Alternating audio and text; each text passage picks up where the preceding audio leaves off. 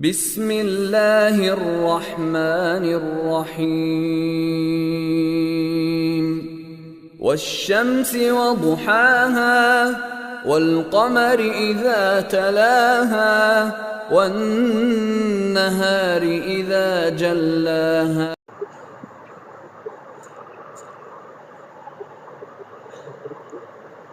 إن الحمد لله نحمده ونستعينه ونستغفره ونعوذ بالله من شرور أنفسنا ومن سيئات أعمالنا من يهده الله فلا مضل له ومن يضلل فلا هادي له وأشهد أن لا إله إلا الله وحده لا شريك له وأشهد أن محمدا عبده ورسوله اللهم صل على محمد وعلى آل محمد كما صليت على إبراهيم وعلى آل إبراهيم إنك حميد مجيد اللهم بارك على محمد وعلى آل محمد كما باركت على إبراهيم وعلى آل إبراهيم إنك حميد مجيد يا أيها الناس اتقوا ربكم الذي خلقكم من نفس واحدة وخلق منها زوجها وبث منهما رجالا كثيرا ونساء واتقوا الله الذين تساءلون به والأرحام إن الله كان عليكم رقيبا يا أيها الذين آمنوا اتقوا الله حق تقاته ولا تموتن إلا وأنتم مسلمون يا أيها الذين آمنوا اتقوا الله وقولوا قولا سديدا يصلح لكم أعمالكم يغفر لكم ذنوبكم ومن يطع الله ورسوله فقد فاز فوزا عظيما فإن أصدق الحديث كتاب الله وهدي محمد صلى الله عليه وسلم وشر الأمور محدثاتها وكل محدثة بدعة وكل بدعة ضلالة وكل ضلالة في النار سبحانك لا علم لنا إلا ما علمتنا إنك أنت الحليم الحكيم رب اشرح لي صدري ويسر لي أمري واحلل عقدة من لساني ويفقهوا قولي. பெரும் மதிப்பிற்கும் மரியாதைக்கும் உரிய எல்லாம் உள்ள ஏகனாகிய அல்லாஹ்வின் நல்லடியார்களே, அல்லாஹ்வுடைய மாபெரும் கருணையால் நாம் எல்லாம் இந்த ஜும்மாவில் பெரும் திரளாக குழுமி இருக்கின்றோம். அவனுடைய மார்க்கத்தை தூய்மையான வடிவிலே அறிந்து கொள்வதற்காக மிக சிறந்த அமைப்பிலே நம்முடைய வாழ்க்கையை அமைத்துக் கொள்ள வேண்டும் என்ற ஒரு தத்துவத்தின் அடிப்படையில் தான் நாமெல்லாம் இந்த வணக்க வழிபாடிலும் ஈடுபட்டு இருக்கிறோம். யார் ஜும்மாவை பாலடைத்தார்கள் என்று அல்லாஹ்வுடைய தூதர் சொல்கின்ற பொழுது, ஒரு ஜும்மாவில் அருகில் இருப்பவரிடம் நீ மௌனமாக இரு என்று ஒருவர் சொன்னாலும் அவருக்கு இந்த ஜும்மா கிடைக்காது. நம்ம ஒரு ஜும்மாவை அடையிறோம் சொன்னா அடுத்த ஜும்மா வரைக்கும் உயிரோடு இருப்போமான்னு தெரியாது. யாருக்கும் எந்த கேரண்டியும் இல்லாத ஒரு வாழ்க்கை. ரசூலுல்லாஹ் ஏன் இவ்வளவு கடுமையாக இந்த சட்டத்தை போடுறான்னு சொன்னா, ஒரு ஜும்மா என்பது வணக்க வழிபாடுகளில் மிகச்சிறந்தா இருக்கிறது. அந்த நேரத்தில் மொபைல் போனை பார்ப்பது, மொபைல் போனை இன்னொரு போய் கொடுப்பது, மற்ற செயல்களில் நீங்கள் இருந்தீர்கள் என்று சொன்னால் இந்த ஜும்மா உங்களுக்கு இன்று இல்லாமல் போய்விட்டது. இந்த ஜும்மாவில் நீங்கள் இருந்தும் இல்லாமல் இருந்தால் என்ன இருக்குமோ அந்த பயனை நீங்கள் அடைந்து கொள்வீர்கள். அப்ப அருகில் இருப்பவர் சும்மா இரு என்று சொல்வது, தரையில இருக்கிற கல்லை தொட்டு விளையாடுவது, குறிப்பாக செல்போன்களை மாற்றி மாற்றி பார்த்து கொண்டிருப்பது, இது போன்ற விஷயங்களை எல்லாம் உங்களை தவிர்த்துக் கொள்ளுங்கள். அல்லாஹ்வுடைய மாபெரும் கருணையால் அவன் வணக்க வழிபாடுகளை நல்ல விதமாக செய்வதற்கான வாய்ப்பை அல்லாஹ்விடத்தில் நாம் திரும்ப திரும்ப கேட்டுக்கொண்டே இருக்க வேண்டும். அந்த அடிப்படையில் இந்த ஜும்மாவுடைய பிரசங்கம் இருக்கிறதே, பயான் இருக்கிறதே, இதை அல்லாஹ்வுடைய தூதர் அவர்கள் வணக்க வழிபாடுகளில் ஒன்றாக கொண்டு வந்து நிறுத்தியதை பார்க்கிறோம். சாதாரணமாக மற்ற காலங்களில் லுஹுருடைய வத்தை 4 ரக்காத் தொழக்கூடிய நாம் ஜும்மாவுடைய வத்திலே 2 ரக்காத்தாக குறைத்துக் கொள்வது நோக்கம் என்ன? மீதி 2 ரக்காத்துகளை பயனுள்ள அல்லாஹ்வுடைய கலாமை, அவனுடைய சொல்லை கேட்பதற்கான வழியாக பயன்படுத்திக் கொள்ள வேண்டும். அந்த அடிப்படையில் இங்கே தலைப்பொறிக்கின்ற இந்த ஜும்மாவுடைய தலைப்பு என்னவென்று சொன்னால், ஆட்சியும் அதிகாரமும் அல்லாஹ் ஒருவனுக்கே.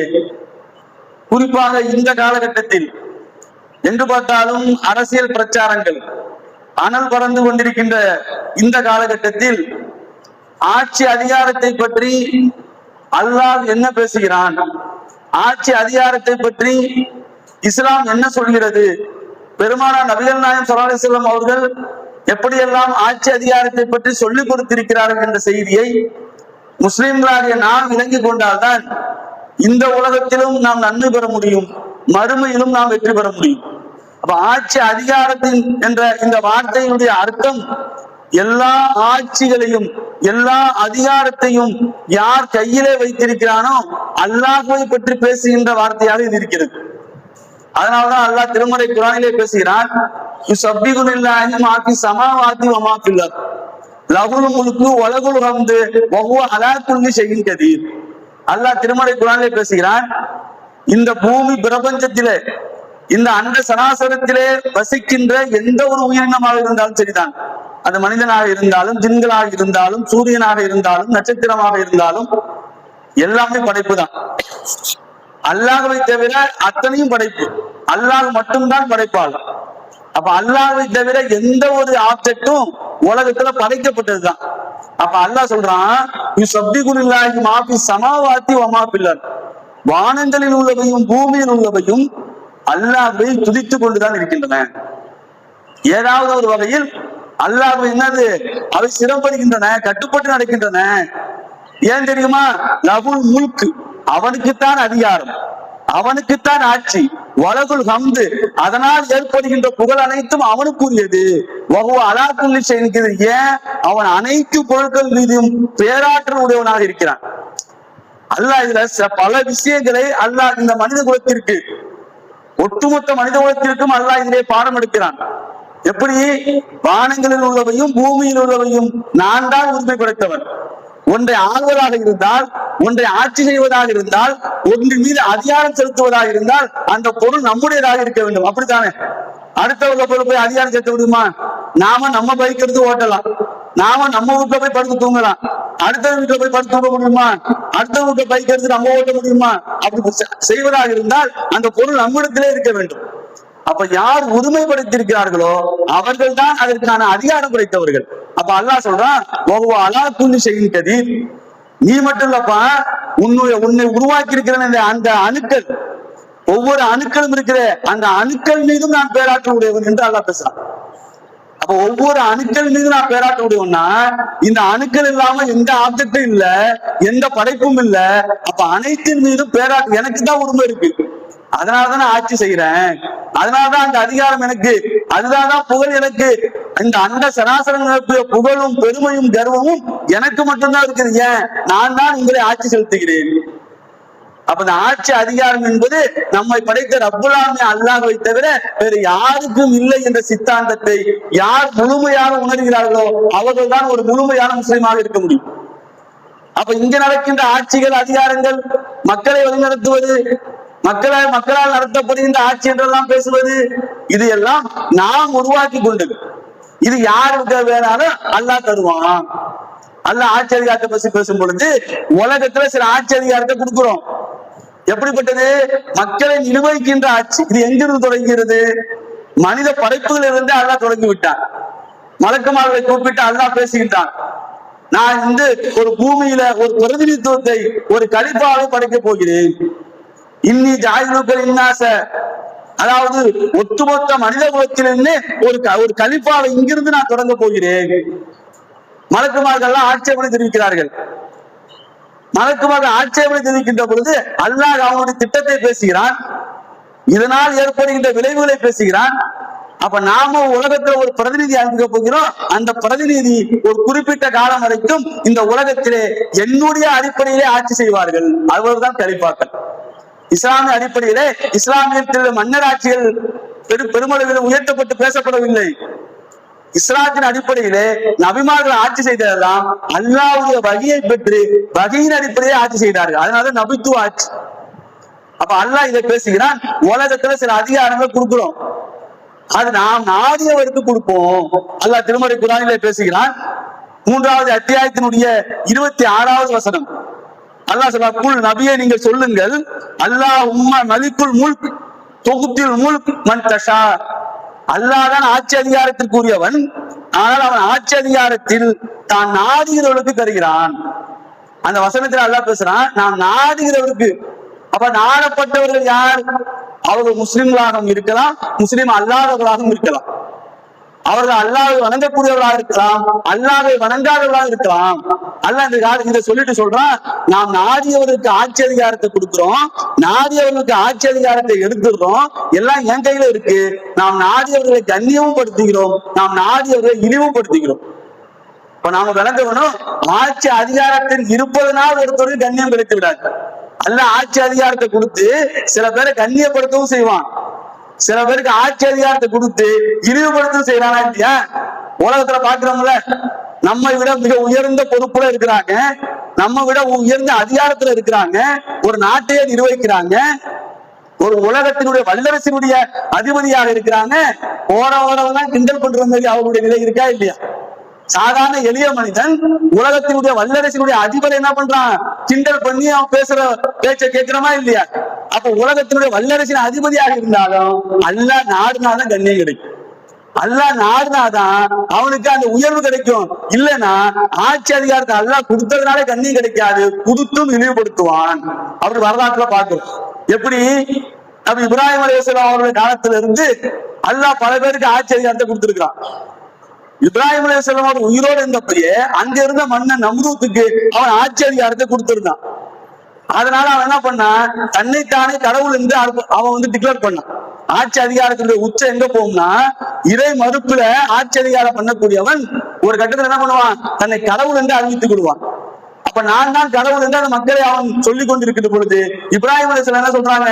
இல்லை, உயிரோடு இருக்கின்ற இவனும் கடவுள் இல்லை, உயிரற்ற பொருட்களை வணங்குகின்ற இதுவும் கடவுள் இல்லை, இந்த சூரியன் கடவுள் இல்லை, நட்சத்திரம் கடவுள் இல்லை, இதையெல்லாம் படைத்திருக்கின்ற ரப்புல் ஆலமீன் அல்லாஹ்தான் கடவுள் என்று பேசுகிறார்கள். அப்ப இந்த பிரச்சனை அப்படியே வலுக்கும் பொழுது ஒரு கட்டத்துல என்ன நடக்குது? ஒட்டுமொத்த ஊரும் இருக்குது, அந்த நாட்டின் அரசனே இருக்கான். நம்மளுக்கு என்ன பண்றான்? அவன் சபையை கூட்டுறான், இப்ராஹிமை அழைத்து வாருங்கிறான். இப்ராஹிம் அலைஹிஸ்ஸலாம் அவர்களுக்கும் நம்ரூத்துக்கும் நடந்த அந்த உரையாடலை பற்றி அல்லாஹ் திருமறை குர்ஆனிலே பேசுகிறான். போனோன்னு அவங்க எடுத்த முதல் கேள்வி, அந்த நம்ரூத் என்ன பண்றான்? இப்ராஹிம் அலைஹிஸ்ஸலாம் பார்த்து கேட்கிறான், உங்களுடைய இறைவன் தான் யார்? இவங்க பதில் சொல்றாங்க, உயிரை கொடுப்பவன் எவனோ உயிரை எடுப்பவன் எவனோ அவன் தான் என்னுடைய ரப்பு. அப்ப அவன் சொல்றான், அதை நான் செய்வனே, உயிரை எடுக்கிறதா இருந்தா நான் எடுப்பனே, சும்மா இருக்கிறவனை கூப்பிட்டு அவனை வெட்டி வீழ்ச்சி விடுவனே, ஒருவனுக்கு மரண தண்டனை கொடுத்திருக்கிறேன், அவனை மரண தண்டனை நான் ரிலீஸ் பண்ணிடுவேன், இவன் ஆர்டர் போதுமே என்ற அதிகாரம் இருக்கு என்று பேசுகிறான். இப்படி பேசுகின்ற அந்த வார்த்தையை பற்றி அல்லாஹ் சொல்றான், இப்ராஹிமிடம் தர்க்கம் செய்தானே அவன் யார் தெரியுமா? அல்லாஹ் அவனுக்கு ஆட்சி அதிகாரத்தை வழங்கிய காரணத்தினாலே இப்படி தர்க்கம் செய்தான். அல்லாஹ் பேசுறான் குர்ஆன். நான் தான் அவனுக்கு ஆட்சி அதிகாரம் வழங்கினேன், நான் வழங்கிய ஆட்சி அதிகாரத்தை வச்சுக்கிட்டு அவன் அல்லாஹ்வுக்கு தான் தர்க்கம் செய்யறதை பார்த்தீரா? அப்ப அல்லாஹ் என்ன பண்றான்? இப்ராஹிம் அலைஹிஸ்ஸலாம் உள்ளத்துல இன்னொரு செய்தியை போட்டான். அப்ப இதை கேளுங்க, என்ன கேளுங்க? நீ உயிரை கொடுக்கிறல, உயிரை எடுக்கிறல, அப்ப இதையும் செய்யும். என்னுடைய ரப்பு கிழக்கிலே சூரியனை உதிக்க செய்கிறான், மேற்கிலே மறைய செய்கிறான், நீ மேற்கிலே உதிக்க செய்து கிழக்கிலே மறைய செய். அதுவும் ஆட்சி அதிகாரத்தான் தான் வருது, அதுவும் உன்னுடைய அதிகாரம். அதிகாரம் உனக்குன்னா இதையும் செய்யப்பா. அவன் வாயடித்து போனான். அப்போ உலகத்துல ஆட்சி அதிகாரங்கள் இருக்கிறவங்களுக்கு யாரெல்லாம் மமதை பிடித்திருக்கிறார்களோ, பெருமை எடுத்து பேசுகிறார்களோ, அவர்களுக்கு அல்லாஹ் வைக்கின்ற வாதம் என்ன? நீ உலகத்துல ஆட்சி அதிகாரம் கொடுத்தா ஆடுறியா? அப்ப நீ ஒண்ணு செய்யு, நான் கிழக்கில ஒதுக்கி செஞ்சு செய்வேன்னு நீ மேற்கில ஒதுக்கி செய்ய பார்ப்போம். உலகத்துல யாராச்சும் முடியுமா? உலகத்துடைய வல்லரசெல்லாம் சேர்த்துமே, சீனா, ரஷ்யா, அமெரிக்கா, இஸ்ரேல் எல்லாம் ஒண்ணு சேர்த்துமே, நடக்குமா? அப்ப அல்லாஹ் இந்த இடத்துல சொல்றான், உலகத்தின் ஆட்சி என்கிட்ட தான் இருக்கு. இந்த சூரியன் எப்போது உதிக்கணும் நான் ஆர்டர் போட்டிருக்கிறேன். அது ஒரு நொடி முந்துதா, ஒரு நொடி பிந்துதா? இந்த சந்திரன் எப்ப மறையணும் நான் ஆர்டர் போட்டு வச்சிருக்கிறேன். அதை வச்சுதானே கால கணக்கு எடுக்கிறான். அதை வச்சுதானே கணக்கு எடுத்து சொல்றான். இத்தனாவது நொடியில சூரிய அஸ்தமனம் ஏற்படும் சொல்றானா இல்லையா? இத்தனாவதுல சூரிய கிரகணம் ஏற்படும். 2050 எப்படி ஏற்படும், 2070 எப்படி சொல்ற? ஒருவன் ஆட்சியின் கீழே அது இருக்கிறது. அவன் கேட்கிறான், 2 பேரும் ஆட்சியில இருந்தா என்ன இருக்கும்? ஒருத்தர் 4:31 சூரியன் 6:31 சூரியனை வெளில வாங்கிட்டோம்னா இன்னொரு தடவை என்ன பண்ணுவாரு? 6:32 வான்னு சொல்லுவாரு. அப்ப ஆட்சி அதிகாரம் என்பது வெறுவன மக்களை நிர்வகிப்பதல்ல, அது ஒரு ஷார்ட் பீரியடு. ஆனா உலகத்தினுடைய ஆட்சி, அண்ட சராசரியுடைய ஆட்சி அல்லாஹ் இடத்துக்கு தான் இருக்கிறது. அதை அல்லாஹ் யாரும் கொடுக்கல. இப்ப நாம விளங்கணும், முஸ்லிம் ஆகிய நாம் இப்படி பேரண்டத்தை நிர்வகிக்கக்கூடிய அடிமைகளாக நாம் இருக்கிறோம். அவனுடைய கொள்கையின்படி நாம் நம்முடைய நிலை பிரித்துக் கொண்டால் அவர்கள் தான் மறுமையில் வெற்றி பெற முடியும். இப்ப ஆட்சி அதிகாரம் அல்லாஹ்வுக்கு என்று யார் ஆட்சி செய்கிறார்களோ அவர்களே அல்லாஹ் கண்ணியப்படுத்தணும். பாக்குறோமா இல்லையா? அப்படி தாவூத் அலைஹிஸ்ஸலாம் அவருடைய வாழ்க்கையில அவங்க சாதாரண ஒரு சோல்ஜரா இருக்கிறாங்க. சாதாரண ஒரு சோல்ஜராக ஒரு படையை நிர்வகிக்கின்ற ஒரு படை வீரராக உள்ளே நுழைகிறார்கள். அப்பொழுது இருந்த மிகப்பெரிய மன்னனை வீழ்த்துகிறார்கள். வீழ்த்ததுக்கு அப்புறம் உலகத்தினுடைய வரலாறு மாறுகிறது. எப்படி மாறுகிறது? தாவூத் அலைஹிஸ்ஸலாம் சாதாரண சிப்பாயா இருந்து மிகப்பெரிய ராஜாவாக மாறுகிறார்கள். மிகப்பெரிய ராஜாவாக மாறி அந்த மக்களுக்கு அவர் நடத்திய நல்லாட்சி இருக்கிறதே, அதுதான் இன்றளவும் பேசப்படுகிறது. நபி தாவூத் அலைஹிஸ்ஸலாம் குர்ஆன்ல தாவூதுங்க, நீங்க இங்கிலீஷ்ல மொழிபெயர்க்கிற பைபிள்ல பாத்தீங்கன்னா டேவிட் என்று இருக்கும். அதே பேரு தான், ஒரே ஆள் தான், பேர் வேற. குர்ஆன்ல சுலைமான் அலைஹிஸ்ஸலாமுடைய பேரு, பைபிள்ல பாத்தீங்கன்னா இங்கிலீஷ்ல பாத்தீங்கன்னா சாலமன் என்று மொழிபெயர்த்து வைத்திருப்பார்கள். அப்ப இந்த தாவூத் அலைஹிஸ்ஸலாமுடைய ஆட்சி அதிகாரம் இருக்கிறவா இததான் அவன் டேவிட்ங்கிறான். அந்த டேவிட்ங்கிற வார்த்தையில தான் திராவிடியன் என்ற வார்த்தை வந்ததாக வரலாற்று ஆசிரியர்கள் பேசுகிறார்கள். இன்னைக்கு பேசுறாங்கல்ல திராவிட மாடல் பேசுறாங்க. இதனுடைய தந்தை யாரு? நபி தாவூத் அலைஹிஸ்ஸலாமுடைய ஆட்சி சரித்திரத்தினுடைய பின்னால் வந்த பெயர் அது. அப்ப அல்லாஹ்வுடைய அந்த ஆட்சியின் அதிகாரம், அல்லாஹ்வுடைய சட்டத்தின்படி யார் ஆட்சி செய்கிறார்களோ அவர்களை அல்லாஹ் இன்னைக்கு கண்ணியப்படுத்துறதா இல்லையா? அவர்களை பற்றி பேசுகிறானா இல்லையா? இப்படித்தான் ஆட்சி அதிகாரத்தை கொடுத்து அல்லாஹ் அவர்களை கண்ணியப்படுத்தவும் செய்வான். அப்படி சுலைமான் அலைஹிஸ்ஸலாமுடைய ஆட்சி உலகத்தின் மிகப்பெரிய ஆட்சி. உலகத்துல எந்த மன்னனும் எறும்பை ஆட்சி செய்ய முடியுமா? பறவைகளை ஆட்சி செய்ய முடியுமா? ஜின்களை ஆட்சி செய்ய முடியுமா? முடியாது. கடலிலே முத்து குளிக்கின்ற ஜின்கள் அவருடைய கட்டுப்பாட்டிலே இருந்தது. மிகப்பெரிய கொப்பரைகள் செய்கின்ற ஜின்கள், இப்படி அவருடைய பேர் அதிகாரம் ஆட்சி அல்லாஹ் பேசுறான். இத்தனையும் அடைந்து விட்டு அவர் என்ன சொல்றாரு? என்னை ரப்பு சோதிப்பதற்காக இதை வழங்கினான். என் ரப்பு என்னை சோதிப்பதற்காக இந்த ஆட்சி அதிகாரத்தை வழங்கி இருக்கிறான். உலகத்தின் மிகப்பெரிய ஆட்சி, ஒருவனும் அந்த ஆட்சியை தொடவே முடியாது. உலகத்தின் மிகப்பெரிய ஆட்சி, ஒப்பற்ற ஆட்சி. அதனாலதான் நபி சுலைமான் அலைஹிஸ்ஸலாம் அல்லாஹ்ட்ட கேட்டாங்க, எனக்கு கொடுத்த இந்த ஆட்சி அதிகாரத்தை வேற யாருக்கும் வழங்கி விடாதீங்க, கிடைச்சிச்சுன்னா ஆட்டம் போட்டுருவான். சாதாரண சின்ன அதிகாரம் வச்சு ஆட்டம் போடுறாங்க. உலகத்தின் அதிகாரம் கிடைச்சா அது நபியில இருந்த வாசி உலகம் தப்பிச்சுது. ஒரு அயோக்கியங்க இருந்தா உலக ஆட்சி. அப்ப நபி சுலைமான் அலைஹிஸ்ஸலாம் அல்லாஹ்ட்ட கேட்ட துஆனால்தான் இன்னைக்கு நாம காப்பாற்ற போறோம். உலகம் முழுமையும் ஒரு குறையின் கீழ் ஆட்சி விடாமல் அல்லாஹ் தடுத்துக் கொண்டிருக்கின்றான். கெட்டவர்கள் கையை ஆட்சி அதிகாரம் போகாமல் அல்லாஹ் தடுத்துக் கொண்டிருக்கிறான். நாம விளங்கணும், ஆட்சி அதிகாரம் என்பது அல்லாஹ் ஒருவனுக்கு. அதை நிலைநிறுத்தியவர்கள் நபிமார்கள், அதை நிலைநிறுத்திய இஸ்லாம் மட்டும்தான். அந்த இஸ்லாமிய மார்க்கத்தில், அந்த ஏகத்துவத்தில் என்றென்றும் நிலைத்திருக்கக்கூடிய வாய்ப்பை அல்லாஹ் நம் அனைவருக்கும் தர வேண்டும் கூறிய முதல் உரையை விஷயம்.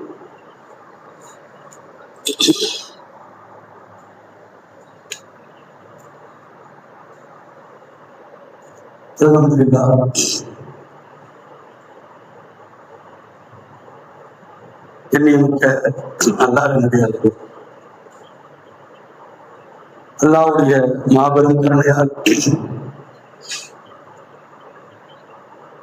அவனுடைய ஏகத்துவ கொள்கையிலே வாழ்ந்து மரணிக்கக்கூடிய வாய்ப்பை நம் அனைவருக்கும் அல்லாஹ் ஏற்படுத்தும். ஆரம்பத்திலிருந்து பேசிட்டே இருக்கீங்க, 2 பேரும் ஆரம்பத்துல இருந்து பேசிட்டு இருக்கீங்க. இங்க முன்னாடி வாங்க, கருப்பு சட்டை முன்னாடி வாங்க, எந்திரிச்சு வந்துட்டு வா. உங்களுக்காக தான் சொன்னேன் ஆரம்பத்திலேயே, 25 நிமிஷமா தொடர்ந்து பேசுறீங்க. என்ன பேசுறீங்க? அல்லாஹ்வுடைய ஜும்மாவை பாலடிக்காது. நீங்க உங்க ஜும்மாவும் போய் அடுத்தவங்க ஜும்மாவும் போய் அவன்கிட்ட பேசிக்கிட்டே இருக்கிறான், அவன்கிட்ட பேசிட்டே இருக்கிறான். அறிவுரை உங்களுக்கு பயன்படுது. அல்லாஹ்வுடைய மார்க்கம் மேலோங்குவதற்காக யார் ஆட்சி நடத்துகிறார்களோ அவர்களை அல்லாஹ் கண்ணியப்படுத்துவனாக இருக்கிறார். உலகத்துல பெருமானார் நபிகள் நாயகம் ஸல்லல்லாஹு அலைஹி வஸல்லம் அவர்களுடைய ஆட்சி முறை, அவர்கள் அல்லாஹ்வுடைய சட்ட திட்டங்களை இந்த உலகிற்கு பறைசாற்றுவது போல உலகத்தில் எந்த ஒரு ஆட்சியாளரும் செய்துவிட முடியாது. உதாரணத்துக்கு சொல்வதாக இருந்தால், பெருமானார் நபிகள் நாயகம் ஸல்லல்லாஹு அலைஹி வஸல்லம் அவர்கள் ஹிஜ்ரத் செய்த பிறகு, மக்காவிலிருந்து மதீனாவுக்கு வந்த பிறகு மதீனாவை மையமாக கொண்டு ஒரு ஆட்சியை நடத்துகிறார்கள். ஆரம்பத்துல ரசூலுல்லாஹ் ஜனாசா தொழுகை வைப்பார்கள். ஒருவர் இறந்து போயிட்டா அவருக்கு ஜனாசா தொழுகை வைப்பது அல்லாஹ்வுடைய தூதர். அப்ப அந்த ஜனாசா தொழுகை வைக்கின்ற பொழுது மக்களிடத்திலே கேட்பார்கள், இதோ இந்த இறந்து போனவருடைய கடன், இவருக்கு கடன் இருக்கிறதா? அப்ப அந்த மக்கள் சொல்லுவாங்க, அவங்க சொந்தக்காரங்க பிள்ளைங்க அந்த கடனை ஏத்துக்கிட்டா ரசூலுல்லாஹ் தொழுகை வைப்பாங்க. ஆனால் யாரும் கடனை ஏத்துக்கல, கடனோடைய மரணிக்கிறார் என்று சொன்னால் ரசூலுல்லாஹ் அவங்களுக்கு தொலை வைக்க மாட்டார்கள். இது ரசூலுல்லாஹ்வுடைய ஆரம்ப காலத்தில் ரசூலுல்லாஹ் செய்யும். ஒரு ஆட்சி எப்படி மாறுகிறதுனா, ரசூலுல்லாஹ் ஹிஜ்ரத், அதாவது ஹிஜ்ரத் செய்த 10 ஆண்டுகளில் மக்கா வெற்றிக்கு பிறகு மிகப்பெரிய அளவுல இஸ்லாம் உலகெங்கும் பரவுகிறது. உலகெங்கும் இஸ்லாம் பரவுகிறது. அல்லாஹ்வுடைய ஆட்சியும் அதிகாரமும் நபித்துவத்தின் அடிப்படையிலே பரவுகிறது. ரசூலுல்லாஹ் டிக்ளேர் பண்றாங்க, என்னுடைய பகுதியில, என்னுடைய ஆளுகைக்கு உட்பட்ட பகுதியில யாராவது மரணித்திருந்தால் அவருக்கு நான் தான் ஜனாசா தொழுகை நடத்துவேன். அப்படி நடத்துகின்ற பொழுது அவர் கடனிலே மரணித்திருந்தால் அந்த கடனை இந்த அரசாங்கம் அடைக்கும். எப்படி ஆட்சி மாறுது? இப்படி ஒரு ஆள் இன்னைக்கு உலகத்துல எவ்வளவு நாடுகள் இருக்குது, எவ்வளவு ஆட்சி தலைவர் இருக்கிறாங்க. ஒரு நாடு, இந்த நாட்டில் உள்ள பிரஜை கடனோடு மரணித்தால் இந்த கடனை இந்த நாட்டின் அரசாங்கம் அடைக்கும். சொல்ல முடியுமா? உலகத்தின் வல்லரசுகள் சொல்ல முடியுமா?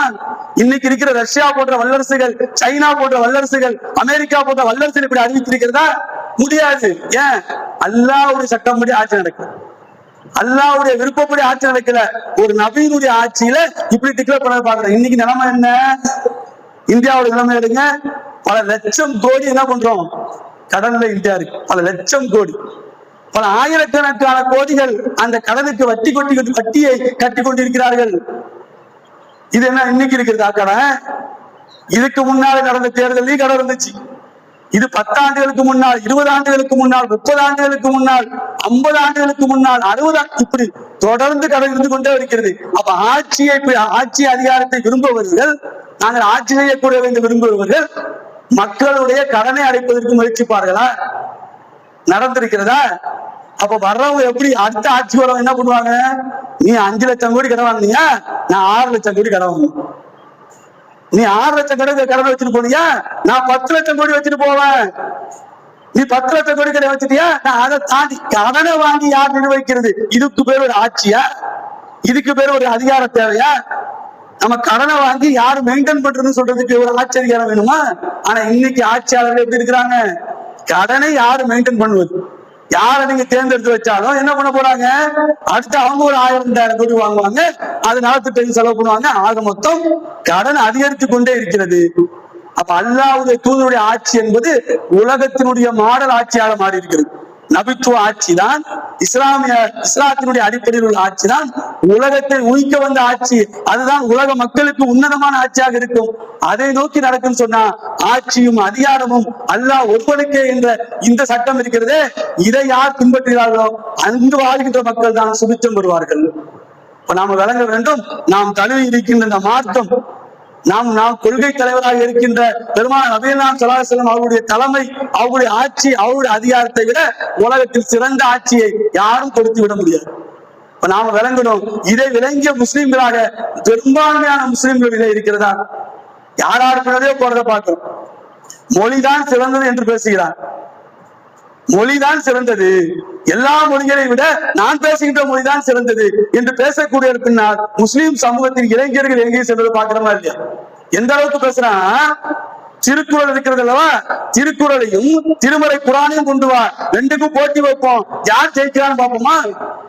உலகத்தின் பொதுமறை திருக்குறள், உலகத்தினுடைய பொதுமறை திருக்குறான்ங்கிற திருக்குறானுக்கு திருக்குறள் வைப்போம், யார் ஜெயிக்கிறான்னு பார்ப்போம் கேட்ட ஆள் பின்னால் இளைஞர் சமுதாயம். அப்படி வச்சா குரானுக்கு முன்னாடி உலகத்தினுடைய வேதங்களோ எதுவுமே வந்து நிற்க முடியுமா? குரானுக்கு முன்னாடி அல்லாஹ் அறைகோள் விடுறாங்க. 1400 வருஷமா குரான் கூப்பிட்டு இருக்கு டிபேட்டுக்கு வாட்டு.